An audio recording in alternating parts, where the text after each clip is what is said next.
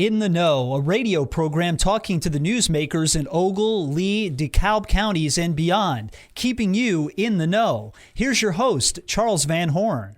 Good morning. Happy Sunday.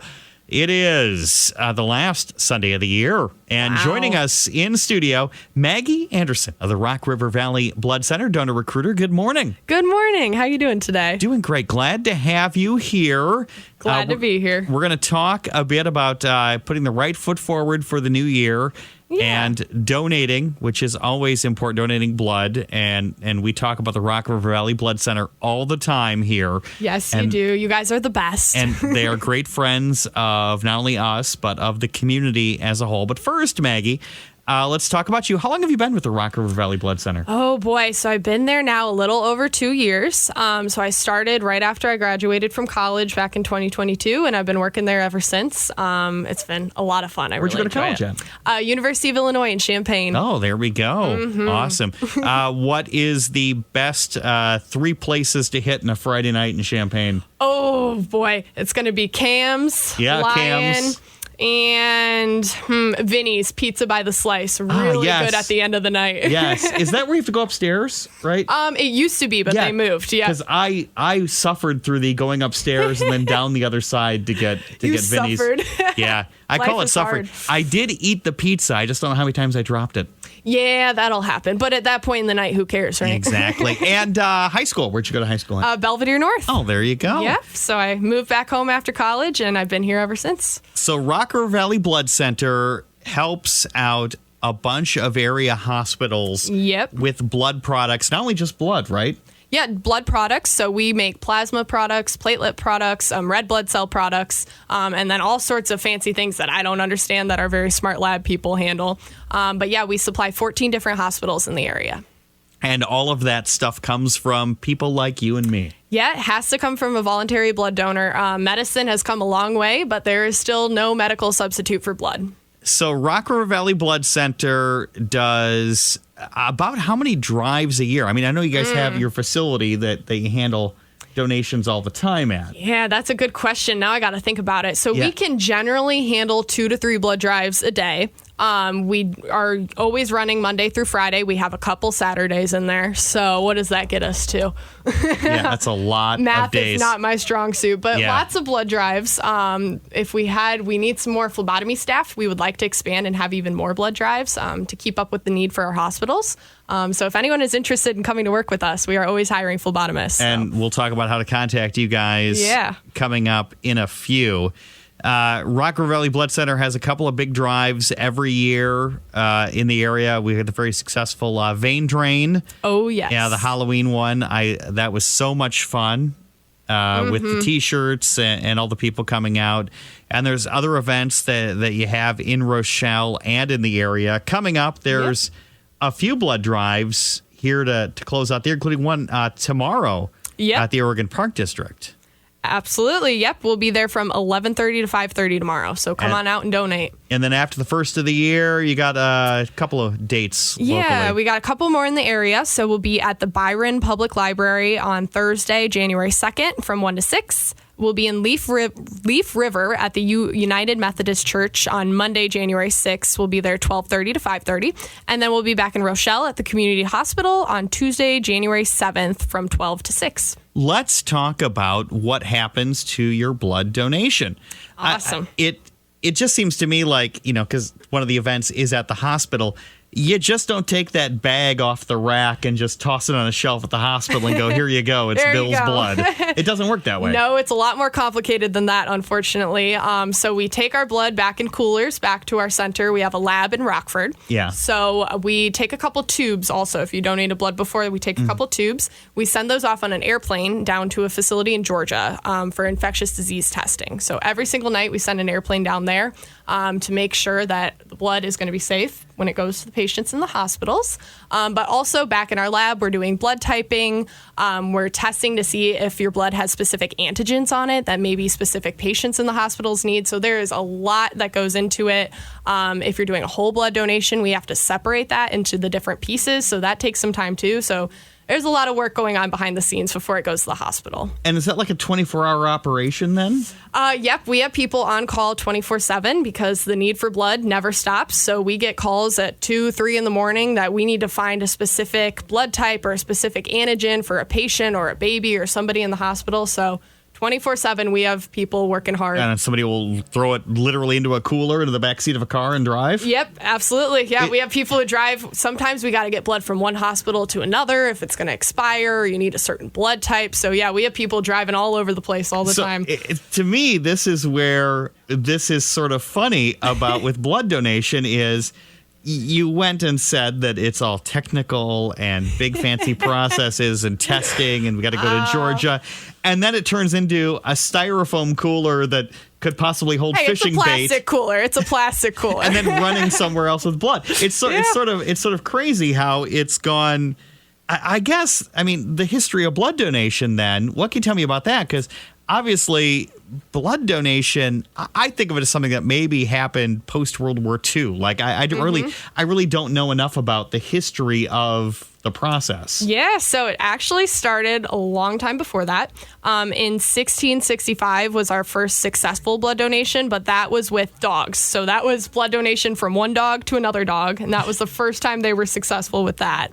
I assume that was a testing, not like a need. That's actually a good point. I'm not sure if the dog needed the blood. Muffins got bit by a lion. Oh, no. Time to develop a new technology, right? Yeah. Hard to say, but that is when they started trying it. At this point, though, they didn't know much about blood types, so they were just kind of guessing. They would put the patient right there next to the donor and have a needle between them and just go blood from one person to the next. Yeah. Sometimes they would survive, sometimes they wouldn't, because they wouldn't know what that difference was. Yeah, so. and clearly something would go wrong if you have the wrong blood type, unless you're O. Yep, if you're O negative can go to everybody. So if that donor was O negative, then that person would be good to go. But if not, Yeah. So, and it was hundreds of years before we figured that out. It took a long time, and we're still developing it. Like I said, there's no medical substitute still. They're still working that out. But we started here in the area following World War II, was when we developed in Winnebago County our own blood center. So. And World War II obviously led to all sorts of advances, especially I believe with plasma and things like that. Yeah. In an effort to try to save lives in the field. Yeah, really cool medical new technology was coming out, and they were finding all these cool ways they could use blood transfusions to help people. But they realized they needed some middleman there to get the blood from the population, treat it, make sure it's good to go, and then get it back to the patients in the hospitals. So that's where blood centers came into play. Blood donation is for a lot more than what people think it's for. A lot of people just go, well, it's the big bus crash and 8 people, we better go donate blood. And true, trauma and car accidents and accidents around the home, things like that, obviously are times when blood is needed. But there's other times when blood is needed that maybe people don't realize. Yeah, so one of the biggest users of blood products, especially in this country, is cancer patients. So a quarter of all the blood that is donated in America goes to people fighting some sort of cancer. So maybe they need a blood transfusion when they have a surgery for different treatments. They oftentimes need platelet transfusions. So a lot of blood products is going to people fighting cancer. When I go in and talk to students and I talk to schools, I like to remind them that if you know somebody who has cancer, this is a way you can very directly help them. Yeah, and platelets are important because, again, chemotherapy is so rough on the body. Absolutely. And this is one of the ways that healing can happen is with a blood transfusion. Absolutely. You're giving that person the chance to fight for their next surgery, their next chemotherapy treatment. Let's talk about how the blood is being used, because say I donate and you got my bag. You toss my bag into the cooler, you do the testing, gets a sticker put on it saying, yep, there's Charles's blood. Does that individual bag... does it go into a big barrel and then blood comes out of it? Does it stay as one sample? How does that work? That's a really good question. So it's a little bit different for every donation. We can use it in different ways. Generally, when you do a whole blood donation, so that's where we take your whole blood, your It takes about 5 minutes. You donate about a pint. We take that back to our center. It goes into a centrifuge where it's spun around so that the plasma and the red blood cells can separate.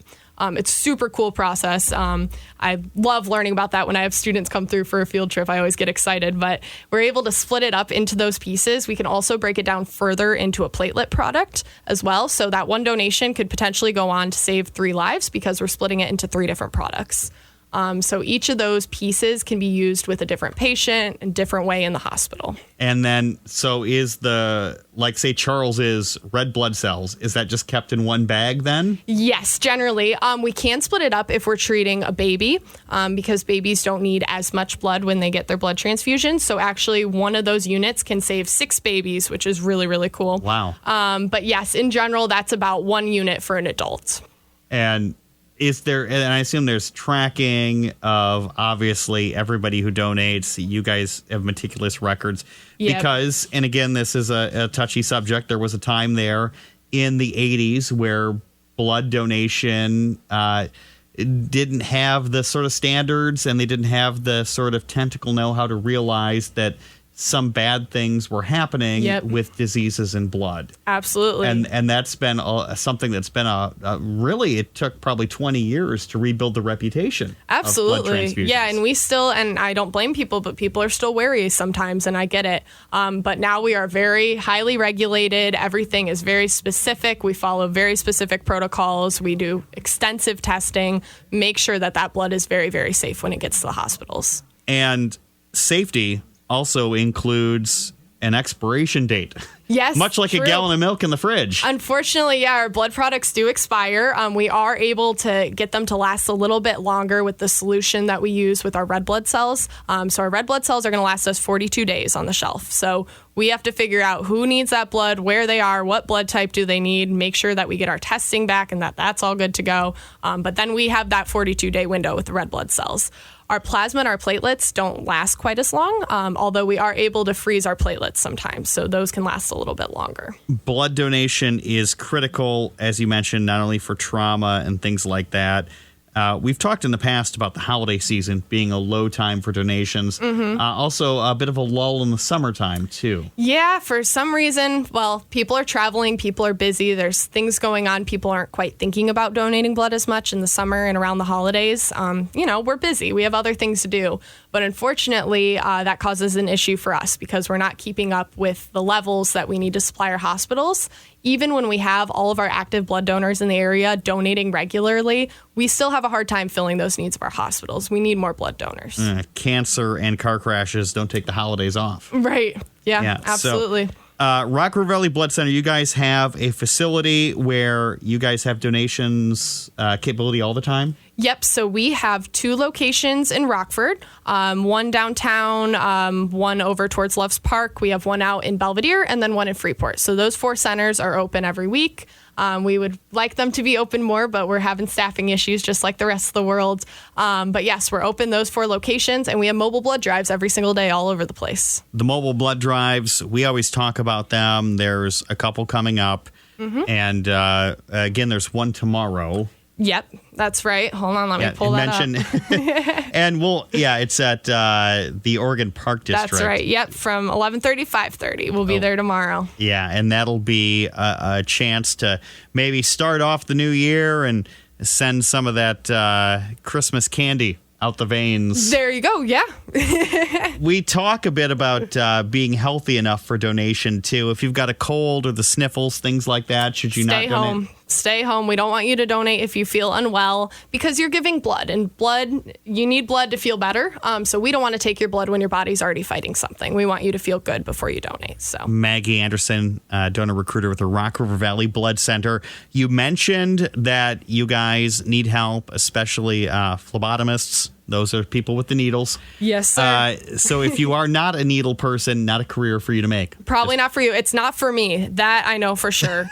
I watch these people do their job every day, and I cannot imagine doing that. But you guys are looking for help. Yes. What is your website, and where can they find out more about careers? Yes, you go to rrvbc.org.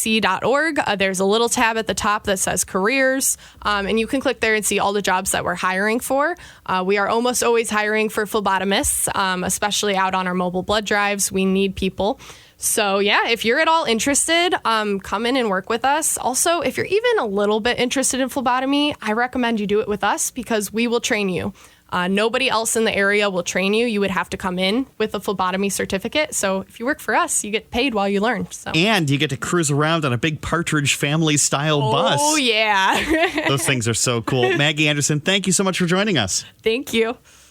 Thank you for listening to this week's In the Know. The program returns next week at this time with another great conversation with someone from your community.